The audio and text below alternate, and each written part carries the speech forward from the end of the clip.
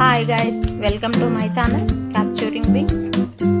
ఇప్పుడు మీకు శ్రీశైలంలో అటకేశ్వర ఆలయం గురించి అయితే చెప్పాలనుకుంటున్నాను. శ్రీశైలంలో అటకేశ్వర ఆలయం ఇక్కడ మనకు మెయిన్ టెంపుల్కి 5 కిలోమీటర్ల దూరంలో అయితే ఉంటుంది. ఇక్కడ ఆటోలు వెళ్తాయి, ఆటో తీసుకొని మనం వెళ్ళొచ్చు. ఇక్కడ 3 దేవాలయాలు ఉన్నాయి. ఇక్కడనే లలితాదేవి పీఠం, శివాలయం, సంతాన వృక్షం అని 3 అయితే ఉన్నాయి. ఇక్కడ చూడండి, ఇది శివాలయం. శివాలయంలో భక్తులైతే ఉన్నారు. కుండ పెంకులో వెలిసిన శివయ్య. మనకు కుండ పెంకులో వెలిసిన శివయ్య అని పేరు ఎలా వచ్చింది అని దీనికి ఒక కథ అయితే ఉంది. ఆ కథ చెప్తాను నేను, వీడియో స్కిప్ చేయకుండా చూడండి. అంటే కుండ పెంకలో ఎలా వెలిశాడు శివయ్య అని ఇక్కడ గ్రామ ప్రజలైతే దీని గురించి ఒక కథ రాశారు. ఆ కథ విందాం మనం. ఆ అడవి ప్రాంతాల్లో మొత్తం చెట్లు గుట్టలు, మొత్తం లోపల అసలు ఏమీ దొరికేవి కావు. చాలా రోజుల క్రితం గుడి ఇది, చూస్తే తెలుస్తుంది. చాలా సంవత్సరాల క్రితంది. ఇక్కడ ఏం దొరికేవి కావన్నట్టు. అయితే ఇక్కడ కేశప్ప అనే ఒక శివభక్తుడు ఉండేవాడు. కేశప్ప అని శివభక్తుడు ఉండేవాడు. ఆ భక్తుడికి ఎప్పుడు కూడా శివనామ స్మరణనే తనకి. అందుకే అతను గుడి దగ్గరనే, అక్కడ అడవిలో కదా, ఎవరైనా వచ్చిన వాళ్ళకి హెల్ప్ చేస్తూ అక్కడనే ఉన్నాడన్నట్టు కేశప్ప. ఇప్పుడు మనము ఎవరైనా వెళ్తాం కదా, వాళ్ళకి అన్నము, ప్రసాదాలు, పండ్లు, పలహారాలు అన్నీ మనకు అందజేయడానికైతే ఉన్నాడు. అతను ఒక కుమ్మరి కళాకారి.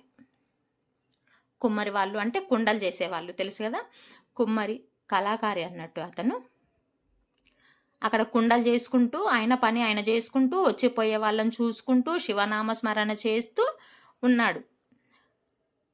అయితే అక్కడ అతను చేసే భక్తి అందరికీ చాలా బాగా నచ్చుతుంది. చుట్టుపక్కల గ్రామస్తుల వాళ్ళందరికీ అతని భక్తి చాలా బాగా నచ్చుతుంది. అయితే అందులో కొంచెం మంది ఈర్ష్యపడే వాళ్ళు కూడా ఉంటారు. ఈర్ష్యపడే వాళ్ళంటే ఇతను గొప్ప పేరు తెచ్చుకోవాలని ఇట్లా చేస్తున్నాడు అని కొంచెం మంది ఈర్ష్యపడతారు అన్నట్టు అతని మీద.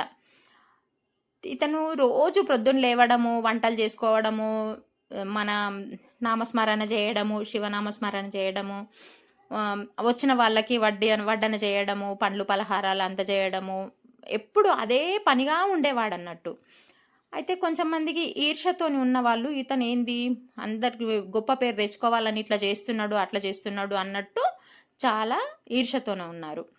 అయితే ఇతను ఒక రోజు బయటకు వెళ్ళాడు.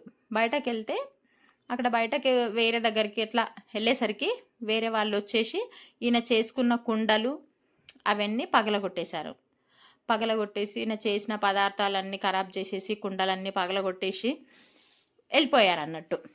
అతను అప్పుడే వచ్చాడు. మళ్ళీ వచ్చి చూసేసరికి అన్నీ పగిలిపోయినవి ఉన్నాయి. అతను ఇట్లా వచ్చి చూసేసరికి అన్నీ పగిలిపోయినవి ఉండేసరికి అతనికి అసలు ఏం సుధరాయించలేదు. ఏంటి నా ఇట్లా పగిలిపోయినాయి, ఎవరు పగలగొట్టారు అని ఒకటే ఏడుస్తున్నాడు అన్నట్టు. శివనామ స్మరణ చేస్తూ కూడా ఏడుస్తున్నాడు.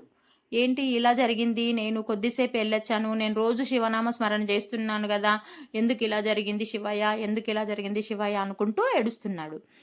అప్పుడే ఏడుస్తూ లోపలికి వెళ్ళిపోయేసరికి అన్ని కుండలు అక్కడ పగిలిపోయి ఉన్నాయి అన్నట్టు. పగిలిపోయి ఉండేసరికి ఆ కుండలో నుంచి శివుడు ఆవిర్భవించాడు. కుండ పెంకులో నుంచి శివుడు ఆవిర్భవించాడు. అందుకే ఇక్కడ కుండ పెంకలో వెలిసిన శివయ్య అని ఇక్కడ పేరు వచ్చింది అన్నట్టు ఈ శివుడికి. ఆవిర్భవించగానే ఇతను ఎంత సంతోషపడిపోయాడు. శివుడు నాకు కనబడడానికి ఇలా జరిగిందా అని చాలా సంతోషపడిపోయాడు. శివుడు కనబడగానే శివునికి నామస్మరణ చేస్తూ దండాలు పెట్టుకుంటూ ఉండేసరికి శివుడు, కేశప్ప నువ్వు ఒకసారి వంటశాలలోకి వెళ్ళి చూడు అనేసరికి వంటశాలలోకి వెళ్ళి చూసేసరికి అన్ని అక్కడ పదార్థాలన్నీ చేసినవి ఉంటాయి అన్నట్టు. అక్కడ పదార్థాలు చేసినవి ఉండగానే అవి చూసి శివయ్య శివయ్య శివయ్య నేను ఎంత ధన్యుణ్ణి శివయ్య అనుకొని అతను చాలా సంతోషపడతాడు. చాలా సంతోషపడగానే మళ్ళీ యథావిధిగా ఎప్పటిలాగా భక్తులు వస్తూ ఉంటారు కదా, ఆ భక్తులు వస్తారు. మళ్ళీ అతను ఎప్పట్లాగా అన్ని కార్యక్రమాలు చేసుకుంటూ వాళ్ళకు ప్రసాదాలు, పండ్లు అన్నీ ఇచ్చుకుంటూ పెడుతూ అక్కడనే మళ్ళీ నామస్మరణ చేస్తూ అక్కడనే ఉంటాడు. అంటే ఇప్పుడు ఎవరైనా మంచి చేయాలనుకున్నప్పుడు వాళ్ళకి వ్యతిరేకం చేయాలనుకునే వాళ్ళే చెడిపోతారు. మనమైతే మనకు దేవుడు చూస్తాడు, ఏంటి వీళ్ళు ఏం చేస్తున్నారు, దేవుడి నామస్మరణ చేస్తున్నాడు, తను దేవుడి గురించే మనకు అన్ని చేస్తున్నాడు అన్నట్టు. అందుకే దేవుడు మెచ్చి ఆ భక్తుడికి కనిపించాడు. చూడండి, ఇక్కడ కుండ పెంకలో వెలిసిన శివయ్య అని అటకేశ్వర ఆలయం అని అందుకే పేరు వచ్చింది. ఇక్కడ ఉండే భక్తులు చాలా గొప్పవారు, గురువులు, యోగులు, అటువంటి వాళ్ళకి లోపల శివలింగం బంగారు విగ్రహంలాగా కనిపిస్తుందంట. మనకు మామూలుగా మనం దర్శనానికి వెళ్ళినప్పుడు చాలా స్పష్టంగా మంచిగా చూసి దర్శించుకోండి.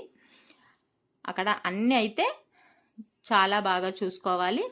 ఇక్కడ సంతాన వృక్షం అనేది సంతాన వృక్షం ఉంది. ఇప్పుడు ఇంతకుముందే చూపించాను కదా సంతాన వృక్షం.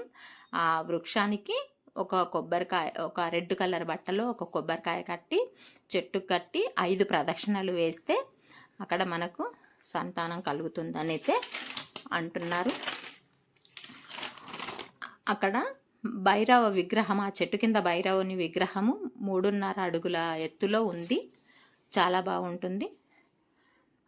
చూడండి, ఇప్పుడు మనము లలితాదేవి పీఠం అక్కడే ఉంటుంది. లలితాదేవి పీఠం దగ్గరకు అయితే వెళ్తున్నాము. ఇక్కడ లలితాదేవి పీఠం అంటే మన లలితాదేవి ఇప్పుడు సుబ్రహ్మణ్య స్వామి గుడి. ఇది చిన్నగా ఉంది, కోతులు అయితే చాలా ఉన్నాయి, మీరు భయపడకుండా వెళ్ళాలి. నాగేంద్రుడి విగ్రహాలు, ఇక్కడ నాగేంద్రుడి విగ్రహాలకు కూడా పూజ చేయడం వల్ల చాలా మంచి జరుగుతుంది. చూడండి, లలితాదేవి టెంపుల్ ఇది. లలితాదేవి విగ్రహం చాలా బాగుంది,